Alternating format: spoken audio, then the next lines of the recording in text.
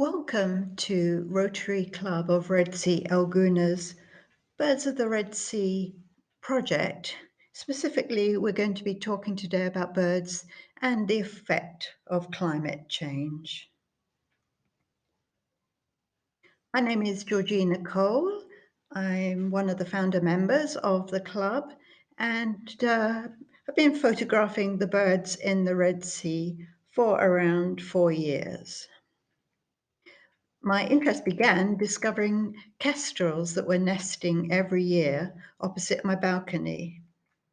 I then realized I need to learn about all the birds in the area, and this started with a small park and researching on the internet and gradually building up a database.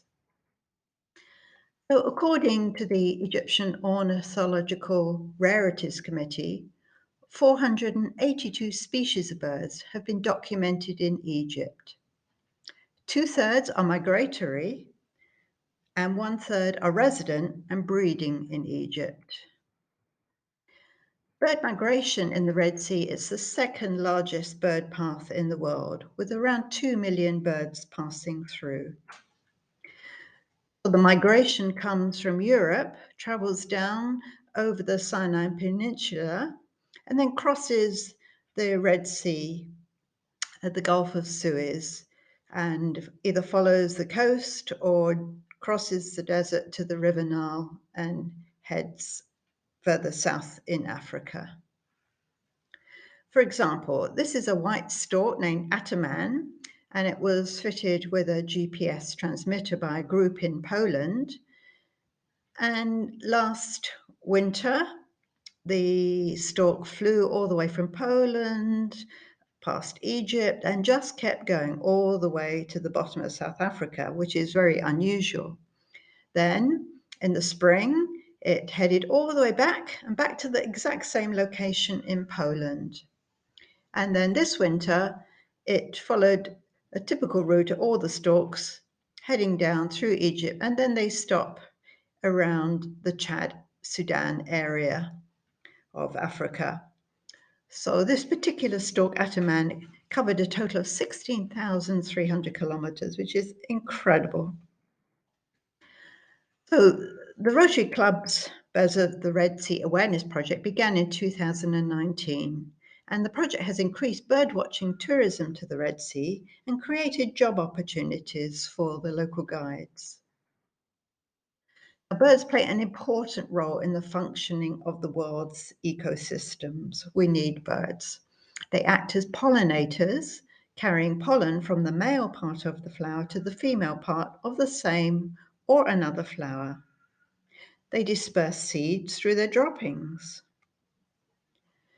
They also feed on a variety of insects, rodents, and other small animals, naturally keeping those populations in check, ensuring a proper balance in the ecosystem. This is my neighbor. I think this is a praying mantis and a rare mouse. Birds help to maintain healthy coral reefs. The fish they eat from the ocean acts as a fertilizer, as their droppings are full of nutrients benefiting the plants and fish living in the coral reefs. If there were no birds, animal carcasses would litter the earth, spreading diseases and enable other scavengers to take over. So this is where we're based, El Gouna, which is located on the edge of the rocky eastern desert of Egypt, creating an oasis for migratory birds with a rich variety of plant life, wetlands, mangroves, grasslands, and Red Sea beaches. We're based here in Sharm El-Sheikh, where the COP27 conference is on the other side. And yes, you can travel all over Egypt from this point up to Cairo, Alexandria, wonderful places in Fayoum for birding, Luxor, Aswan, the Red Sea governorates, the Red Sea national parks, the islands, fantastic places for birding. In El Gouna, we have different habitats. We have mangroves, coastlines, the lagoons, golf courses with vast areas of greenery, which the migration loves. So it attracts a big variety of birds. And right next door, we have the eastern desert with the Red Sea mountains. And rain can fall deep inside the desert and rushes through the wadis, creating pools of water, which provide a wonderful resting place for the migration in the spring and autumn. It's also a beautiful place to visit the oases dotted around the desert areas, attracting water and green plants and birds. Gouna Management built a little bird viewing hut on Mangrove Beach in Gouna. It's on a mangrove lagoon. Now, the lagoon is dry in the summertime. It's too shallow to stop the heat of the sun drying out the water, but in the wintertime, it's a good place. And the hut mainly protects from the sun and the wind. And there's a little notice in there to learn about the mangroves and which birds to look out for. So part of the Rotary Club project is bird counting and documenting at various locations in Gouna and Hurghada with high quality photographs that confirm the identification. Many birds are tiny, subtle differences between species, so getting a good quality photograph is important. So the data is stored on the worldwide eBird database for the Red Sea, which in Arabic is Al-Bahr Al-Ahmar, and that's how it's listed on eBird.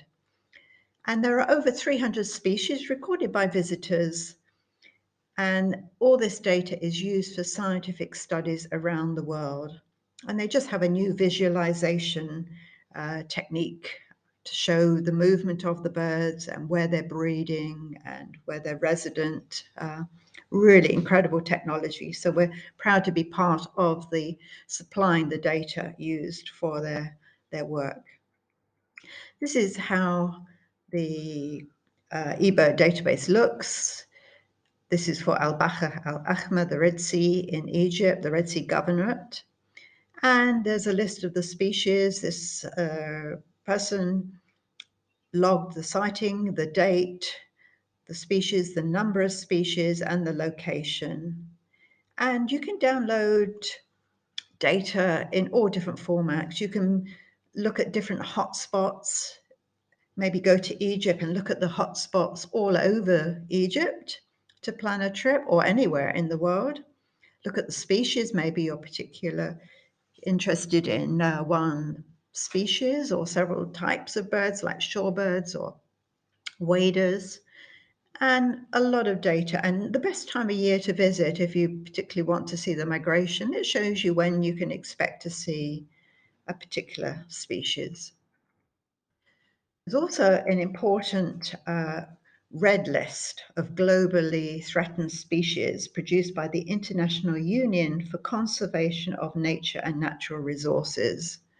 So all the birds in eBird have a listing from whether they're extinct in the wild, so maybe they're in a zoo, critically endangered, vulnerable, near threatened, least concern, or no data or evaluation. 13% of birds are threatened with extinction.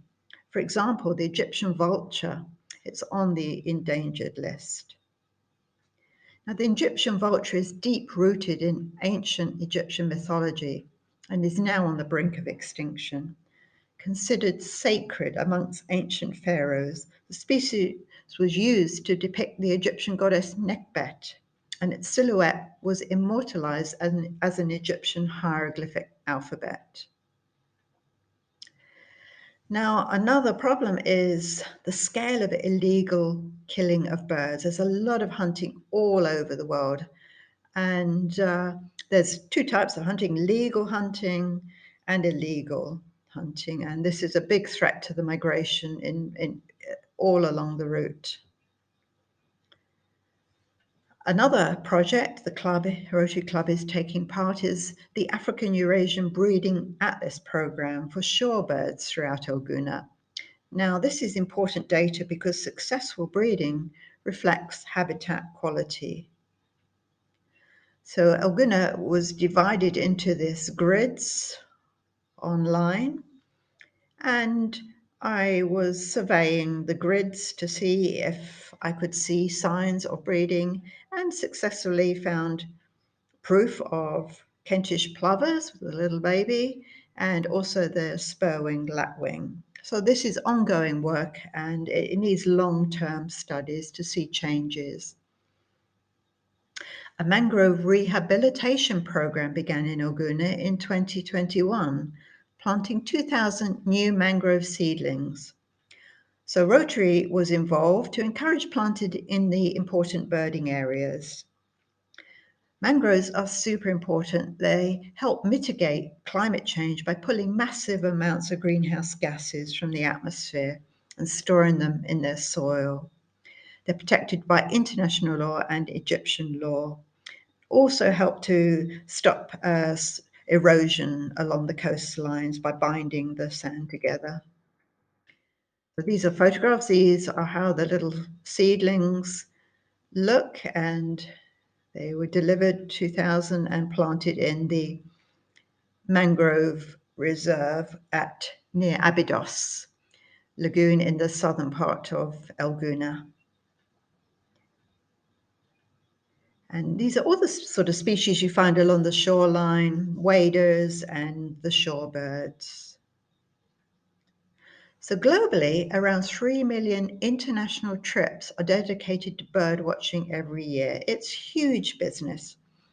Nature-based tourism is one of the fastest growing tourism sectors with a diverse array of interests and disciplines. The Red Sea is in need of nature parks that attract migratory birds and bird-watching tourists. Now, the tourism, it differs. Some people just want the best photograph. They want to be close, hidden in a hide to get the best photograph. Other bird watchers are interested in conservation, data, studying long-term studies. So it's not just one cap fits all. Now, migratory birds are particularly vulnerable to climate change effects, and they're therefore a good indicator of global heating, global warming. The timing and route of bird migrations is shifting. Breeding locations are shifting. Birds are dealing with climate change by altering their body sizes. This is a picture of the wonderful stork migration as it's arriving over Gouna. They're circling in the thermals to gain height, to get higher and higher, and it's just a wonderful thing to see. So the migratory birds need to find a safe place to settle during their repeated journey between Africa and Europe. Loss of habitat due to climate change, whether it's flooding, drought, it's a major threat to bird species. Wetlands, which includes coastal and interior freshwater and saline environments, provide critical breeding habitat for many species. Wetlands capture and store carbon at a high rate per acre. This is a near threatened northern lapwing, which was resting during migration in Gouna. So conservation of birds should focus on such issues as monitoring bird populations, training in better management of habitats, reducing poaching and hunting, and developing or supporting laws. There's no point in having laws if nobody is enforcing them. Now, Rotary Club, we also produced some little videos to help you identify birds. They're in English and Arabic, and told you what to look out for, like what is the beak? Is it short? Is it long? What's the shape of the head? What the color of the bird is? How big it is? Is it small like a sparrow or big like a crow? Or how are the legs? What color are the feet? So lots of tips to help you start with bird identification. We produced 2 flyers to be hung in schools and hotels, and with a QR code so anybody can scan, which gives links either to the tools identification video, the Facebook page, Birds of the Red Sea, or the eBird database for the Red Sea, Al-Bahr al-Ahmar. And this is all in English and Arabic translation. So what can we do to help with climate change? Well, everyone around the world needs to take small actions to adjust their daily habits to be more environmentally friendly. Reduce energy consumption. Do you really need the air conditioning that low? Do you need the heating on all the time if you've got windows open? Save water. Turn the tap off when you're brushing your teeth. Turn the tap off when you're washing up. Use a bowl. Eat plant-based foods. Cut down on meat. Use public transportation. And what can you do to help with birds? Well, citizen science projects are taking off everywhere, and it's just people like you and me that had no previous experience but want to do something. So conduct regular and structured bird surveys. Start by identifying key sites. Take action to protect the site. List a target species or just concentrate on all the species at that site. And make regular visits, walking the same distance, the same time each time you visit. And then document the sightings with photographs on the eBird database. Nearly half of all bird species are in decline, with more than 1 in 8 at risk of extinction. And plenty of contact information. The Ministry of Environment, Nature Conservation Egypt are doing wonderful work. And if you're looking for bird guides anywhere in Egypt, there's a wonderful Facebook page, Birding Egypt. Ask your questions there and you will find lots of people to help you. So I hope this has been a useful video for you, and please follow us on Birds of the Red Sea Facebook page for all the latest news. Thank you so much for joining us today.